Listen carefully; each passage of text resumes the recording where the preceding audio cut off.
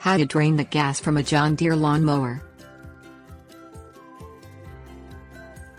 When storing your John Deere lawn mower for the season or making repairs to the carburetor or fuel filter, it is necessary to empty the gas from the fuel tank.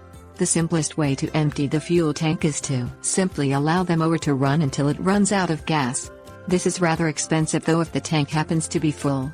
A better way to drain the gas from a John Deere lawn mower is to siphon it from the mower to a spare gas can. Things you will need: gas can, hand siphon. Place the John Deere mower on a level surface. If you have a riding mower, set the parking brake and raise the seat so you have access to the filler cap of the fuel tank. Set a spare gas can near the fuel tank of the John Deere mower. Remove the fuel tank and gas can caps. Insert the solid tube of a hand siphon into the mower fuel tank. The bottom of the solid tube should be at an angle in the bottom of the fuel tank. Place the flexible tube of the siphon into the spare gas can. Just insert the end of the tube enough that it is inside the can, but not all the way in the can. Squeeze and release the pump bubble handle at the top of the hand siphon.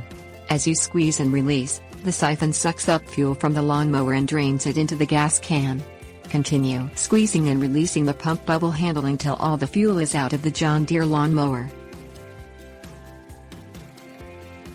Tips: warnings. Hand siphons are available at home improvement centers. Dry off the hand siphon when you finish and store in a safe place away from heat sources.